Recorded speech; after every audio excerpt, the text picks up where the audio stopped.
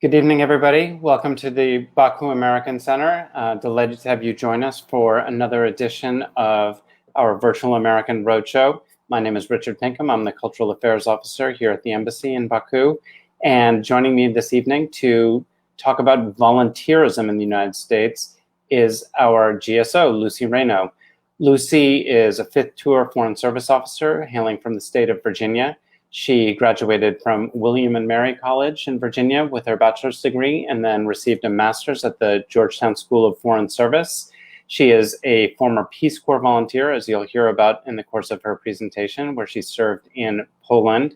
And she is here again on her fifth tour. She previously served in Warsaw, in Rio de Janeiro, 2 tours in Washington, and is now here in Baku. So please join me in welcoming to the screen Lucy Reyno. Hi, Lucy. Good evening. Hi, Richard. Thank you for having me. Yeah, delighted to have you. So I've loaded my presentation. Can you see it? Indeed. Are you ready? Would you like to say something, or shall I bring your presentation right up? I think I'm ready. The presentation itself will give a fuller introduction to me. Fantastic. So I'd just like, before I go, thank you everybody again for joining us. Please do ask questions of Lucy. Write your questions in the comments section and we'll be sure to answer them after her presentation. Thanks so much. All right. Thank you, Richard. So here's a brief overview of the presentation. Again, the introductions. Thank you for that, Richard. I'm going to go into some of my own experiences volunteering in several different organizations. I feel like I'd like to use myself as an example because I've done different things at different points in my life, and it certainly helped shape who I became as an adult.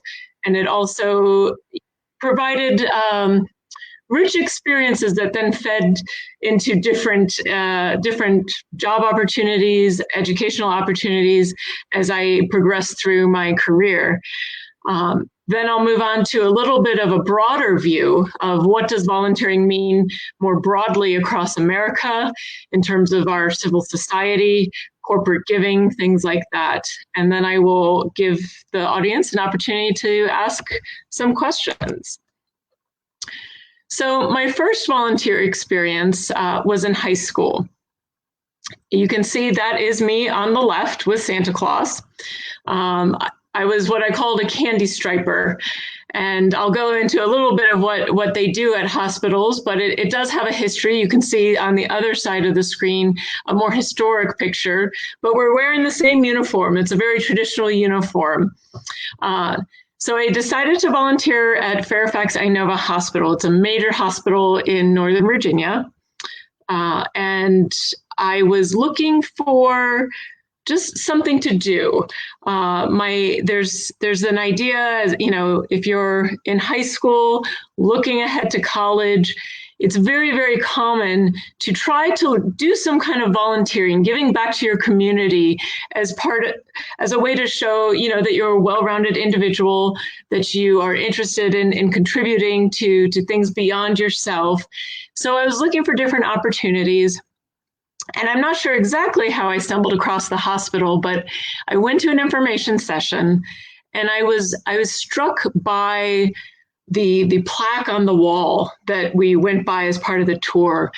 And it had the founder of the hospital and this quote that you see on the screen, dedicated to the relief of human suffering.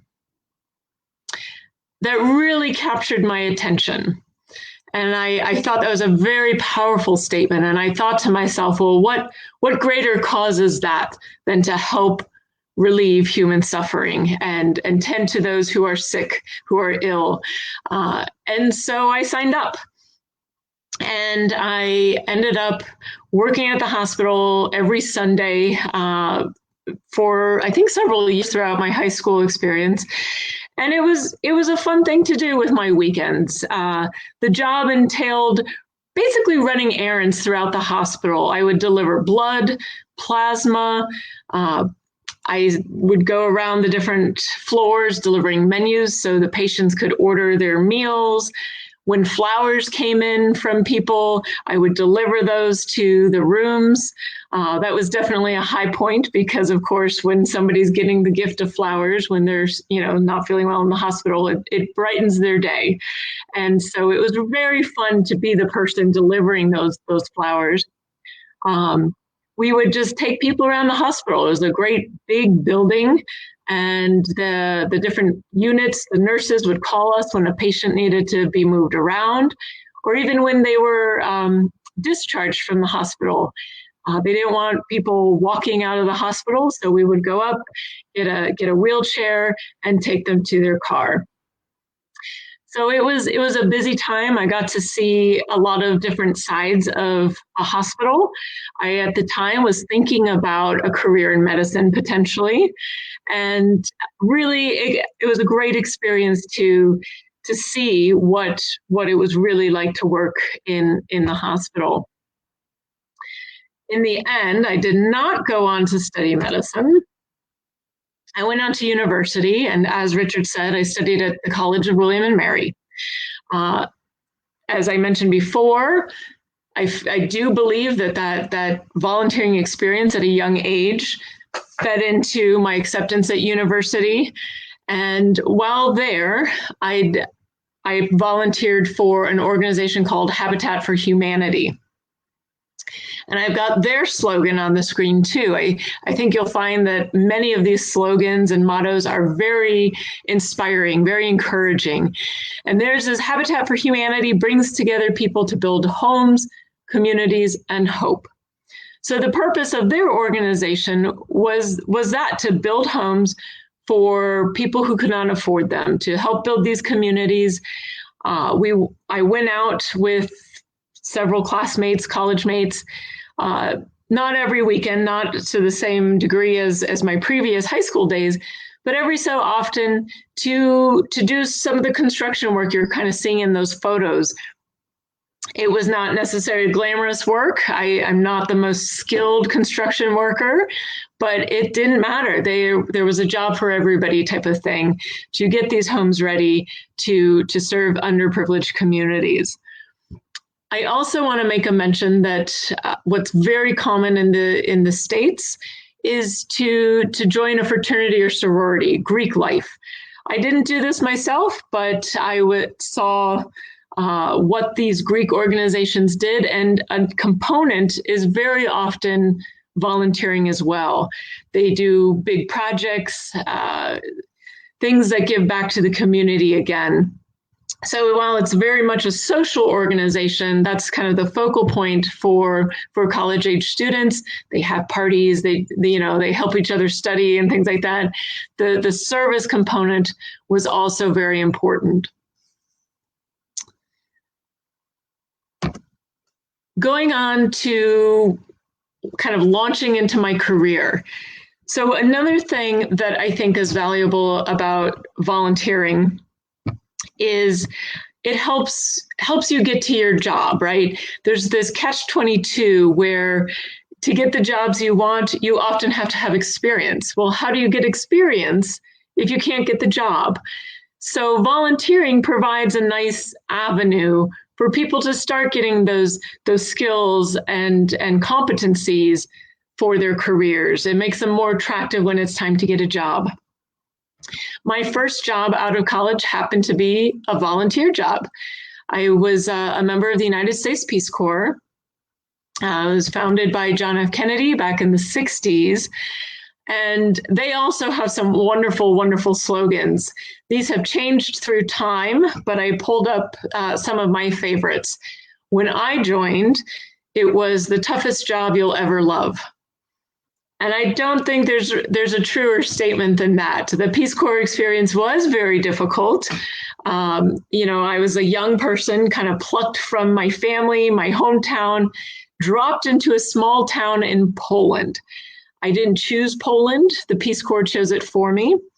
I had studied Spanish before in high school and college and thought for sure they were going to send me to South America. But they didn't. They sent me to Poland. At the time, this was the 90s. They were recovering from the fall of communism, huge economic ramifications after that. And they had brought in Peace Corps to help with some key areas. They were focusing on English language development, environmental projects, and I was assigned as a teacher. And I didn't have a lot of teaching experience. I didn't speak Polish, and I had never lived in a small town like that. So it was a tough job. It felt very isolating at times, but I really ended up enjoying it. It was a 2-year program. I'll go a little more into my town. You'll see Nowa Dęba was the name of my town, which means new oak in Polish. And there's a picture of me, not at the time. I actually went back to visit my town. And so there's the kind of a new sign at the train station on the right there. The middle is their town symbol.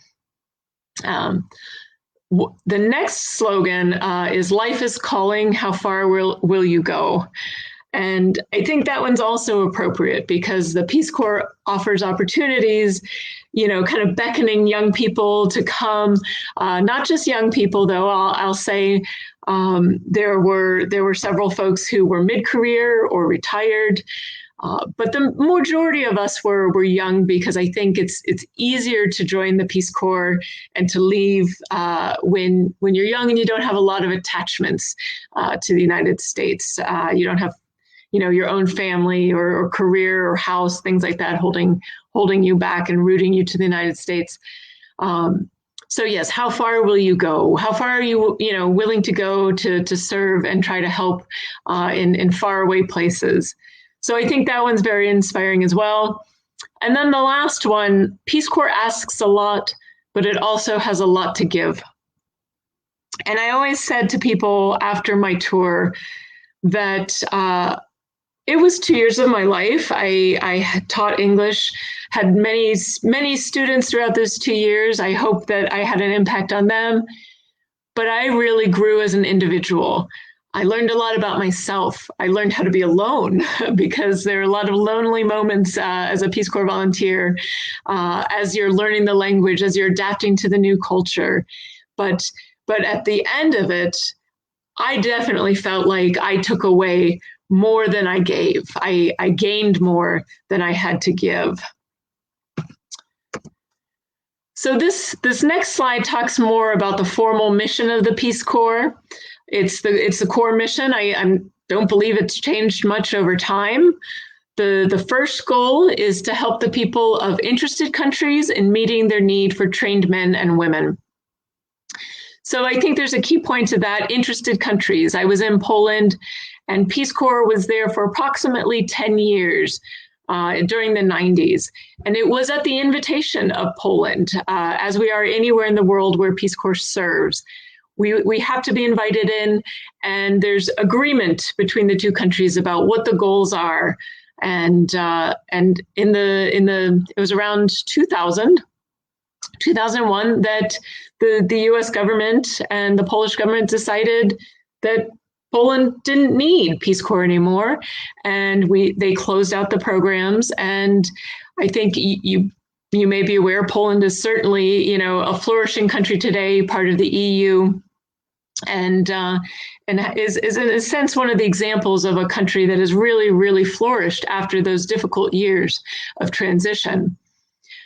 The second goal is to promote a better understanding of Americans on the part of the people we serve.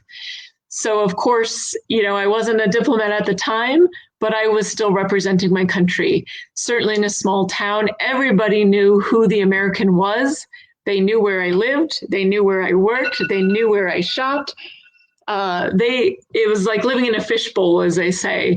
But I was a representative of our country, and people would ask questions about current events in the United States, and what did I think about something, because I represented the American view. In a small town like that, there were no other Americans. The only other Americans many of them had known were previous Peace Corps volunteers that had served in that town. So I was an envoy of our values and our traditions back then as a Peace Corps volunteer. And then the third goal is to promote a better understanding of the other people on part of Americans. And this is the part where when we return home, we convey we take with us the experience from in my case, Poland. And so I would talk about my experience. I would talk what I learned about Polish history, Polish culture, Polish food. I certainly came to love the country, and you'll find out, or as Richard said, I ended up going back to Poland when I became a Foreign Service officer. I had the language, so you can see how this Peace Corps experience helped build the stepping stones for the future, because I gained the great job experience. I learned a new language, and I started making those connections that I think are so important, the people-to-people connections. And I am still friends with some of those folks today. My students follow, we're connected on Facebook, things like that. The other thing you see on this screen is Camp GLOW. That stands for Girls Leading Our World. While I was a Peace Corps volunteer, this summer between the school years, I organized this camp and helped lead this camp for young women to equip them with some of the skills that they would need to be successful. And we talked about a lot of different issues. We did kind of a model UN, but not UN. It was more like a women's conference on women. A lot of wonderful things to inspire and encourage the young girls in Poland who attended the camp to fulfill their dreams. So this slide is just really a couple fun pictures. It's my town, my small town. The pictures in the middle are of the school where I taught, and again, I taught English at the high school level. So in reality, my students were actually not that much younger than me. I remember fresh out of college, so I was about 21, 22 years old when I was doing the Peace Corps. My students were upper grade high school, and I taught them English. I shared classes with a local teacher at the school, and we kind of divided things up. So he focused on some of the grammar, and I would focus on the fluency, the speaking, the listening, and you can kind of see on the left-hand side, the snowy picture. You can kind of, I actually lived in a flat in the school, and so my entrance was over there, kind of behind the tree. But it was a smaller school, a general education school, and some really, really great memories of teaching the students there. The other pictures are really just of the town, small shops, a small square, and you can see on the left side, the small cars. Those were called Mały Fiats, and they were really famous in Poland for being these durable cars that people would pack into. They would even, sometimes they had stories about taking out the seats in the car so they could fit more people in to drive around town or wherever they were going. And then the little dish on the left there is from my school when they did a commemorative event for the 50th anniversary of the founding of the school where I taught. And they were kind enough to invite me back. I was in the United States, and they invited me back to see the town and be a part of that celebration, which was a lot of fun. And then the picture on the right is not my town, but unfortunately it was the only picture I could find of me at the time where I was a Peace Corps volunteer. This slide I included because it's some of the other towns in Poland. You see here Warsaw, Krakow, and I think I've got Sandomierz, a town, more historic town closer to my village. Peace Corps provided a wonderful opportunity for me to travel within the country. Most of the time I would go on a weekend, take a weekend trip and visit other Peace Corps volunteers spread out across the country. So I spent a lot of time on trains, on buses, seeing the countryside, seeing the other cities in Poland, and getting just a wonderful, wonderful view of the country.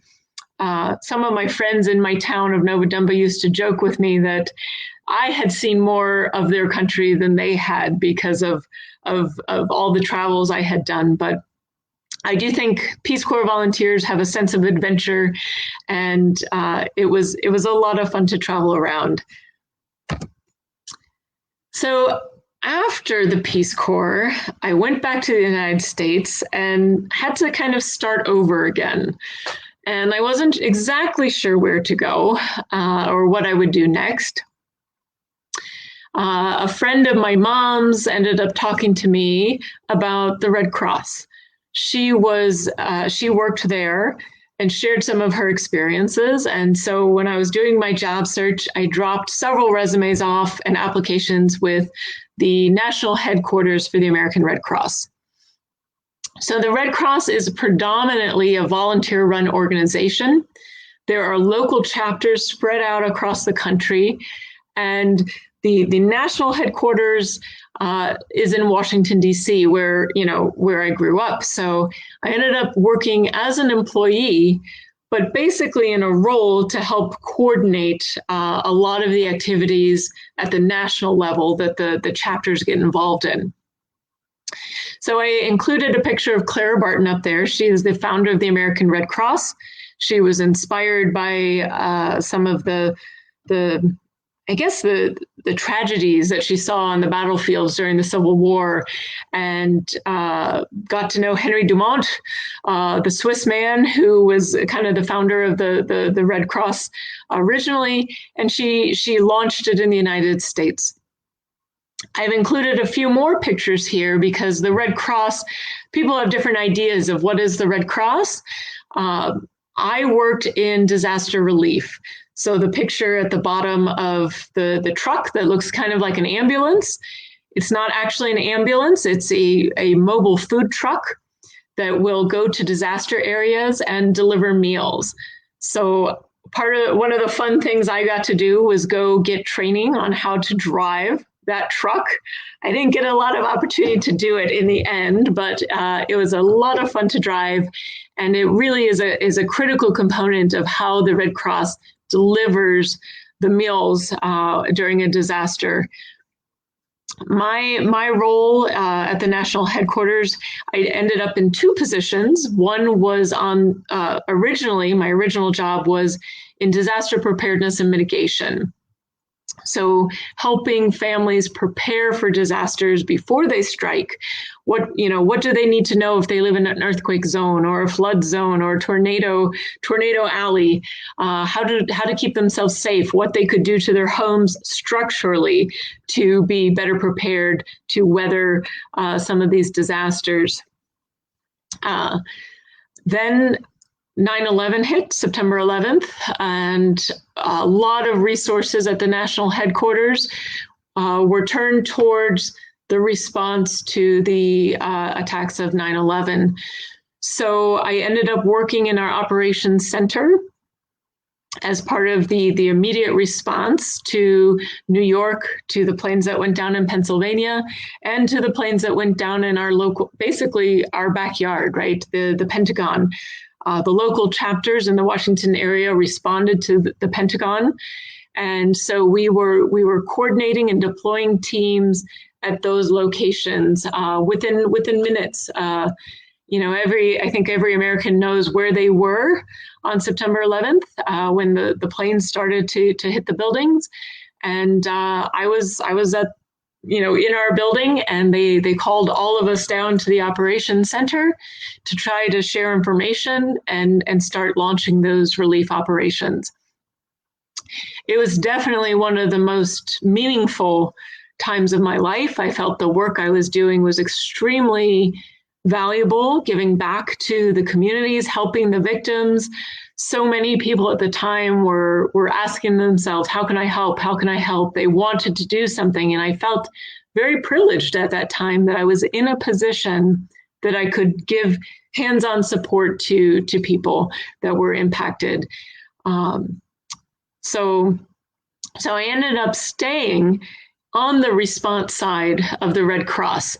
I didn't go back to preparedness and mitigation. I stayed, took on a new position in the operations center, which coordinates all the relief operations that get to a certain level, basically, that exceed the local capacity of the local chapter.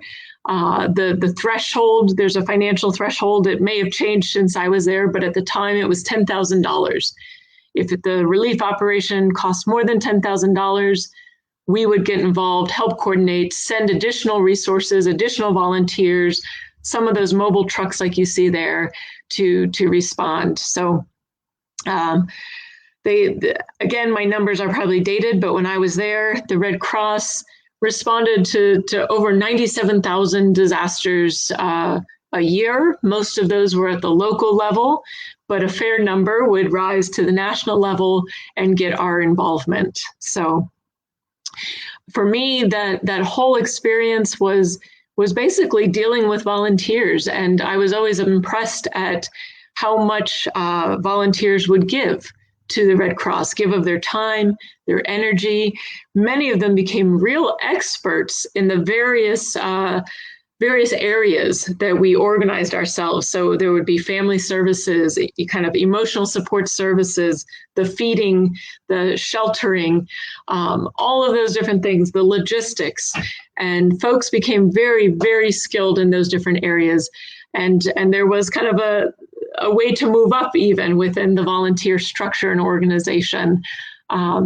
Met some really dedicated people who served years and years volunteering for their local chapters and volunteering on these national relief operations.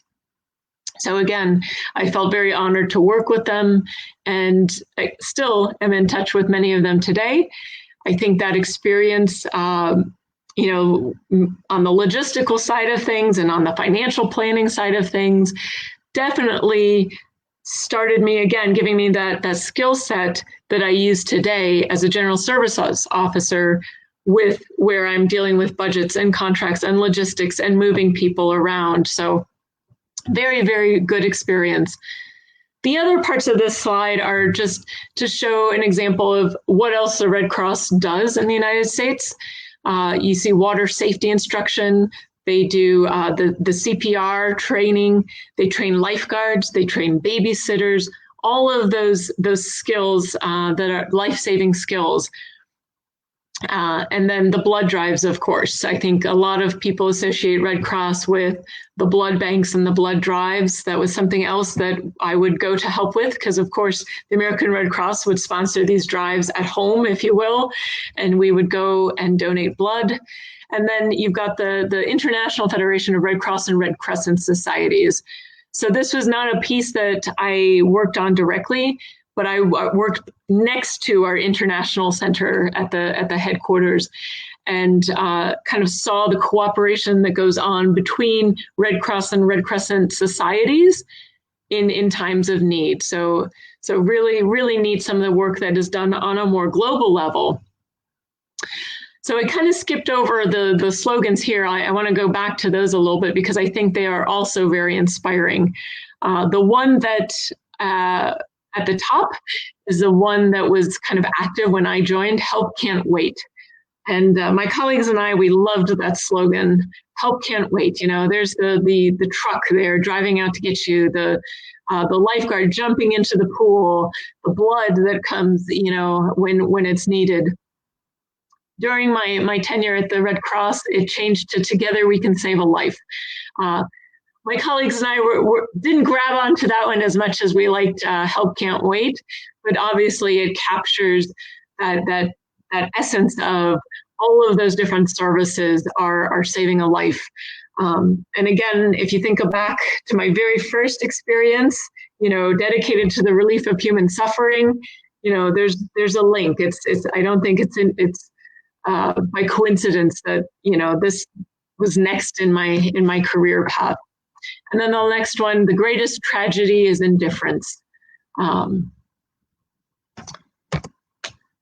So then, just to kind of speed up to where I am now, I obviously became a Foreign Service officer and have served all over the world. I still love the international aspect, and volunteering is still a part of my life.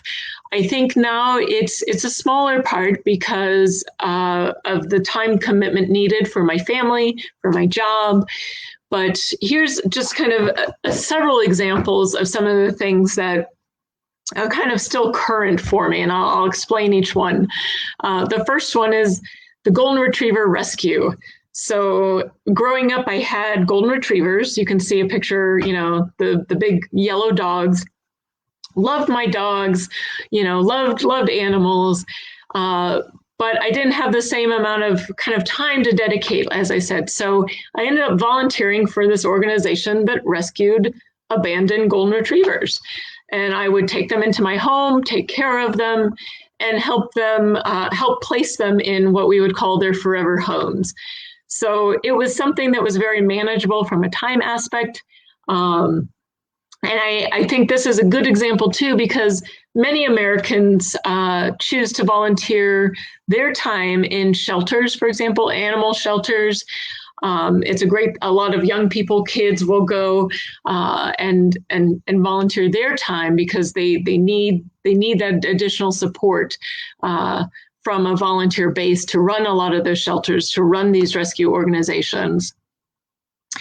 The next one that's very common is parent-teacher associations. So this is the groups across the country, many schools, where the teachers and the parents are working together to host events, to solve problems, to give opportunities to the school, to raise money for special trips or things like that. And as I said, my kids and my family ended up pulling me into their lives and their projects. So this is something many parents do, is they'll volunteer a couple times a year or something like that towards these parent-teacher organizations to try and to enrich the local schools, to make the schools where their kids go, even better, even stronger. Another thing that's very common for kind of parents, adults, is to coach youth sports. I have not done this myself, but my brother does. As his kids got older, he had a love of soccer or football, if you will, and he started coaching the little league teams. I've got a picture up there of a baseball team. It's not anyone I know, but it's, I think, representative of the excitement of kids' sports as they're learning, a good activity for their health, well-being, and so forth. And so, I saw folks, not just my brother, but others who grew up playing sports and wanted to share that with their own kids and again, give back. They had coaches who influenced them and helped shape them growing up. And so that's another opportunity to give back to the community. Meals on Wheels is up there because that's what my mom is doing currently, is as her kind of volunteer activity. So a lot of folks, in the community, elderly, might not be, very strong. And so she's part of a group that will drop off meals to people who need a little support. And it's another way to connect with people in the community. They drop off the meals, chat a bit, make sure everybody's doing okay, see how things are going. And my mom has found that to be a very rewarding experience. Kind of similar to that is the opportunity to volunteer in a food bank. This is, I would say, also very common, particularly around the Thanksgiving holiday, where people are getting together, cooking their Thanksgiving dinners, and you spend that with family, with friends, but there's an awareness that there are others less fortunate. And so many people will take time out of their holidays to volunteer at a food bank, where they will help cook and serve food for people in their community that might not otherwise be able to enjoy, such a meal. In the center is Girl Scouts. So Girl Scouts and Boy Scouts, is another opportunity for both for parents to support these groups, as well as for the children involved to do community projects. In my neighborhood, I can think of several projects that Boy Scouts have done to get their Eagle Scout status. In this picture in particular, the girl in the center is my niece. She's part of a Girl Scout troop out in California. And the Girl Scouts are famous, of course, for their cookie sales. And so here you see the different cookies.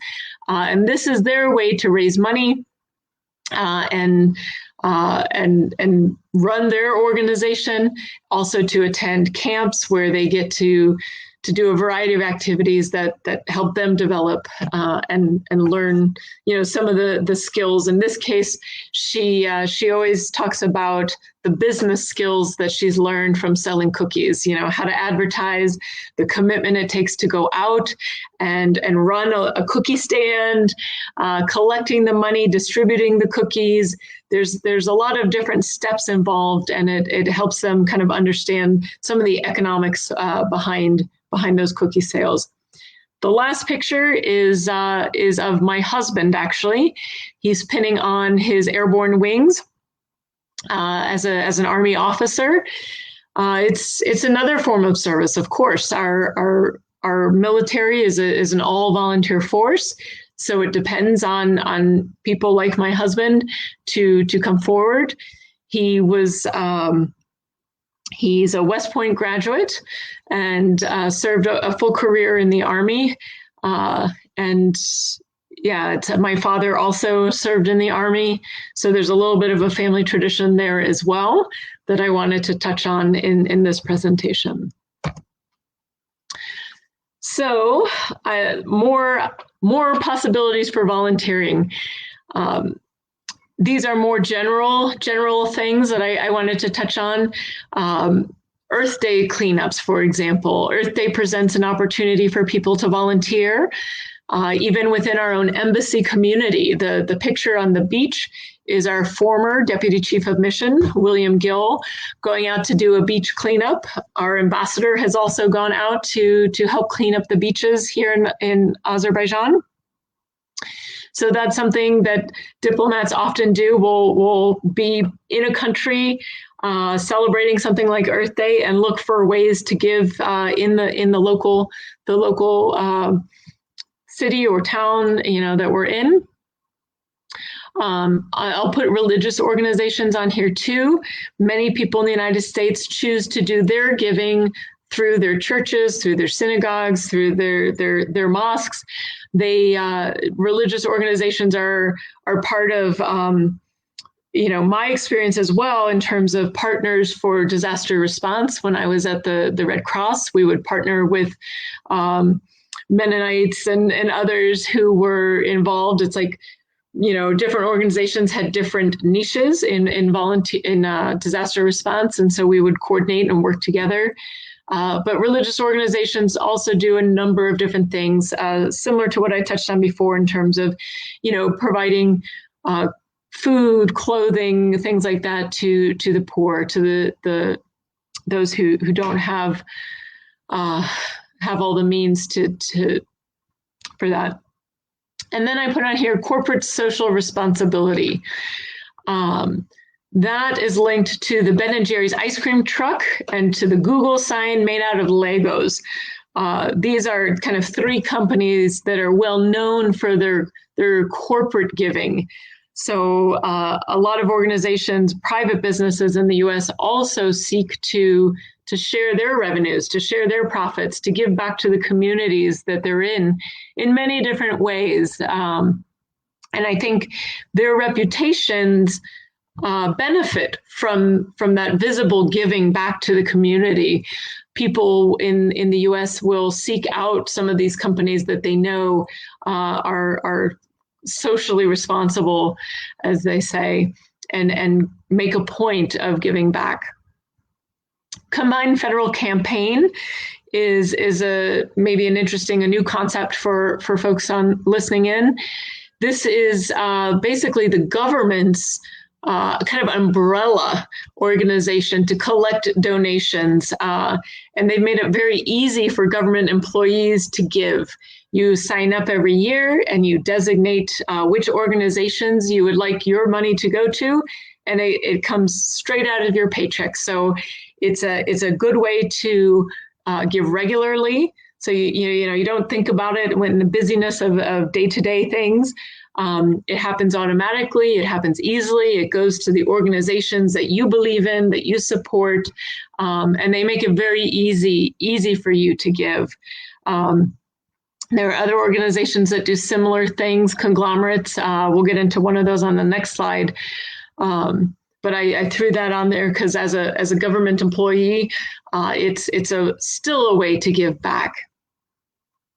I included election monitoring.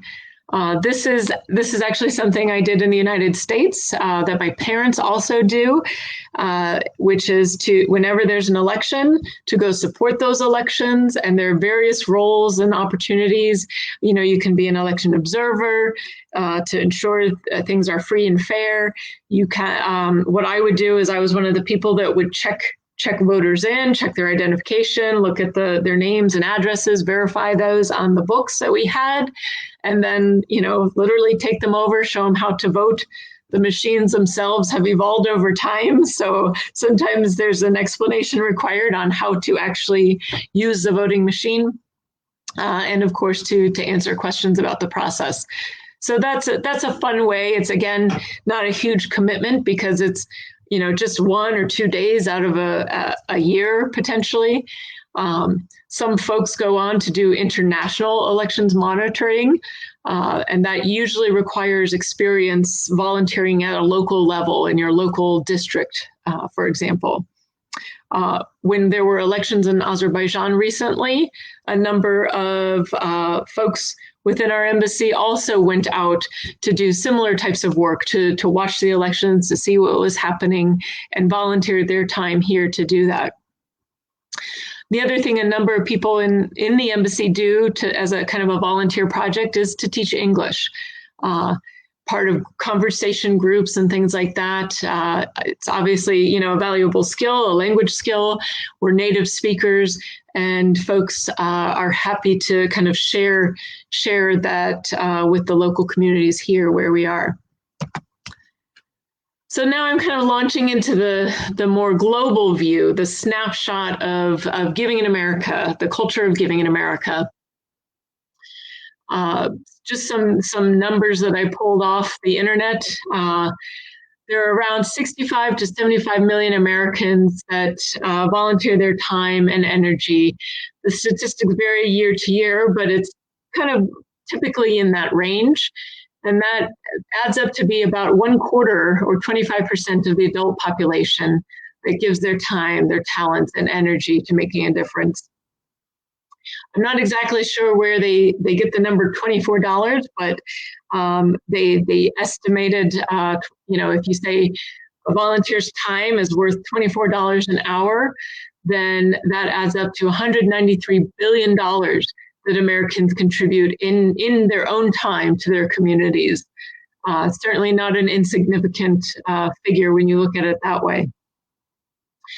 Some folks don't feel they have the time or the energy to volunteer, so they opt to donate instead. They donate to these charitable organizations, and the U.S. has quite a number.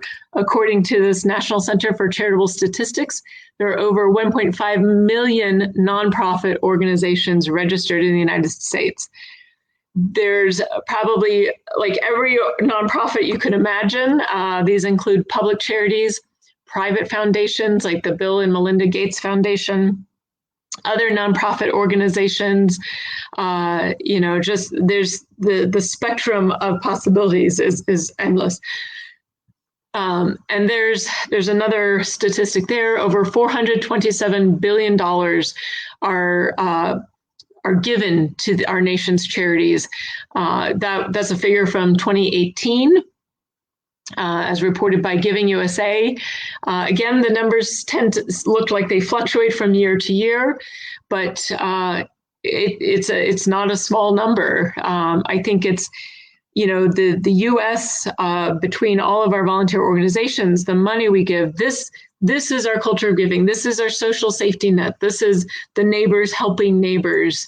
And I posted on the left-hand side some of the organizations that get the biggest contributions, the highest number of contributions. The one is United Way. This is similar to the Combined Federal Campaign I was talking about before. They're an organization that cooperates with many different organizations to distribute funds and donations. The Salvation Army, this is another big partner for the American Red Cross. They bring in $2 billion a year. And then St. Jude's Children's Research Hospital brings in just under that, $1.7 billion. So these are some of the big ones, but again, representative of different types of things that people give to. One of the things I wanted to mention is, in the United States, often when there's a death in the family, people will ask, in lieu of flowers, please donate to this organization. And it's usually an organization that is linked to, the reason the person died. If they died of cancer, they might ask that you give donations to the American Cancer Society or Association.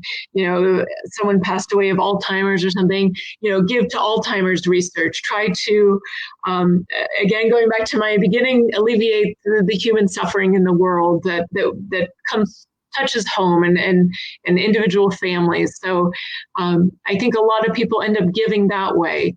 Instead of flowers, instead of other things, they will give to these organizations, these charities that the families ask them to give to. So this slide talks a little bit more of the culture of giving. On here, I've got the top 10 philanthropists in the United States, and you'll probably see some very familiar names. They are also some among the richest Americans, and that's no mistake or coincidence either. I think some of the most wealthy individuals in the United States want to give back and share some of that wealth that they have. The biggest givers, Warren Buffett, the Bill and Melinda Gates Foundation, Michael Bloomberg, the Walton family, George Soros, Zuckerberg with Facebook. These are well-known figures, and they make it a point to give. And so, looking at the top 50 philanthropists in the United States, going back again to 2018, they gave out $14 billion among those 50. If you look at those 50 and their lifetime of giving, not just 1 year, but what they've given over time, it adds up to over $173 billion. So some of the projects that these individuals contribute to are well known, right? Bill and Melinda Gates even kind of formalized their giving in their own foundation because they wanted some control and high standards of where their money was going, what it was going to, making sure it was effective, and that there was appropriate program evaluation going on with the programs that their money went to. I've given some examples looking at the giving of these individuals. They're supporting causes that range from alleviating poverty, healthcare initiatives, malaria, AIDS. I'm going to guess that their money will start funneling towards coronavirus, COVID, right? These global concerns. These things like diseases don't acknowledge borders, and they understand that we, it's going to require the effort of a lot of people, and they want to support those efforts. Education, human rights, climate change, and again, scientific research. So just some examples of what their money is going to, but I think very global, very important causes to help individuals around the world. So with that, I am ready to open it up for questions and answers. Excellent. Well, first of all, thanks very much, Lucy. That was great. That was really, really enjoyable. I hadn't understood just how extensive your own background in the area of philanthropy and donating time and energy to the community around you was. So, thank you on behalf of the greater community for all your efforts. You're welcome. To brag, You're but welcome. I was a member of fraternity myself. No, that's excellent. So thus far, some of the projects you did. Did your fraternity engage in? Okay. of a sort. We do have one question from the audience, which is a little unexpected, but if possibly it'll be jog some fun memories. But Jalil asks, "What is your most embarrassing experience during your volunteering years?" Is there anything that springs to mind? You certainly. Well, I think the most embarrassing moments had to do with linguistic challenges. As a Peace Corps volunteer, I was learning Polish, and of course would say things incorrectly. I would say things that maybe were inappropriate that caused people to laugh nervously around me as I was trying to speak and use the language I was learning. There were definitely miscommunications. I can remember one in particular that was somewhat humiliating, where this was actually halfway through my tour. So my language was a little better, obviously. I had been studying and practicing. Not a lot of people spoke English in my town, so I was forced to use the language. And at one point I went to, can't remember what I was buying. I was buying something small, like a snack or a drink. And I asked, "How much is it?" in Polish. Ile kosztuje? And she said, "Złotówka." And I said, "How much?" And she said, "Złotówka." And I said, "That's not what is that?" The currency is zloty. That's not a number. And then I had my hand out and she reached into it and grabbed a 1 zloty coin piece. It was slang for one zloty. And so I was kind of horrified and embarrassed, and it was such a simple thing. And of course, after that, I heard it all the time, going around town and whenever yeah, I'm sorry. And used it yourself, I'm sure. I did. I was like, I have a złotówka. Here it is. So, but I think too, some of my more humbling moments I alluded to before were just when I was trying to learn the ropes of the job, and I was surrounded by people who had just such a vast experience. When I worked at the Red Cross, like I said, these were very often retirees who had had full careers. And to work with them, to learn from them was very humbling. And sometimes I realized, gosh, there's a lot I don't know. And trying to do my job and not have them think less of me because I was still young and learning. Good question. Thank you for that question.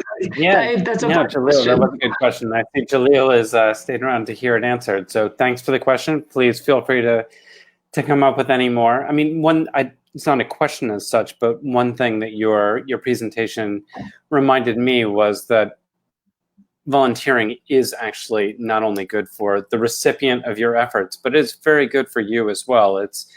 Not only does it make you feel good to be in an engaged part of the community, but it often is something that does give you skills that you can use in other parts of your life, professionally, personally, etc. And actually, that reminds me that the U.S. Embassy has internship opportunities, and we would love it if anybody watching went to our website and saw when our next recruitment for internships is. It's again a chance to help us as we try to do good things in Azerbaijan, but it also is very good for the intern as well. And I have done some volunteering myself, and I've always walked away from the experience wondering who had benefited more from my efforts, the ostensible recipients or myself.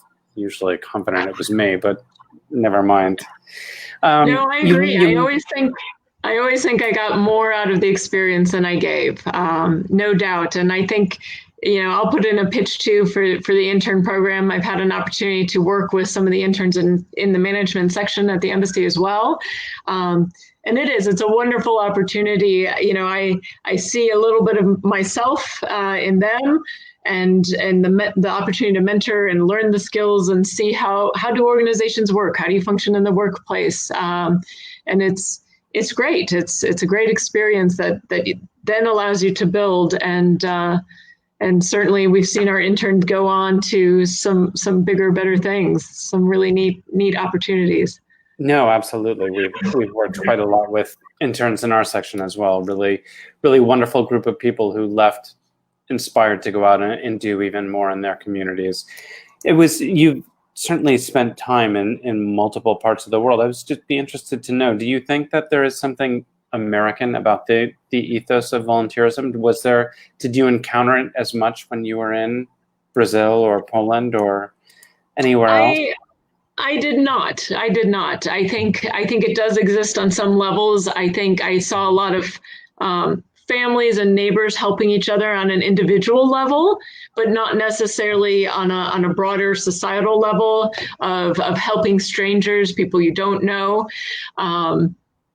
So I do think it feels to me like an American value. As you could hear throughout my presentation, it's not just me. My parents encouraged me to volunteer. They themselves volunteered, so they're models of this. You would look around in your community, your church, your school, you see people volunteering in so many different aspects of your life. And I think, over time, I've come to appreciate that America has such a rich, society, so many opportunities because of the time and effort that these individuals put into their communities to make them better places, to make a difference in somebody's life.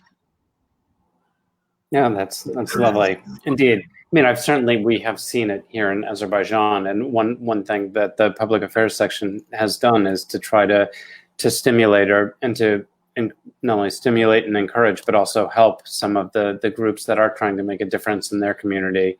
In fact, another plug for our work, but if you go to our website, you will see that there are many times opportunities to apply for grants where the embassy will be happy to help you or your organization try to do something meaningful in your community. So I encourage everybody to look at the website.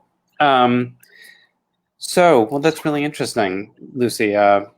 Any other last thoughts? I see that we're just about running out of time. And again, anybody in the audience, we invite you to ask more questions. But any other last thoughts on your volunteer journey? No, I hope the audience enjoyed the talk. I hope it was a chance to see, again, the broad spectrum of opportunities to volunteer, to give back. And no, I look forward to more opportunities to get involved here in Azerbaijan and wherever we go next on our future diplomatic tours. So thank you for the opportunity to do the presentation and share my experience. Yeah, thank you very much for joining us in conversation. And again, as always, we thank you very much in the audience for joining us and hope you'll come back and visit both the embassy and the Baku American Center Facebook page to see some of the other great events that we're always hosting. But for now, actually, I do see we have one last question coming in under the wire. Mahira asks, is anything done in order to make people be aware of volunteering in Azerbaijan? I don't know if that's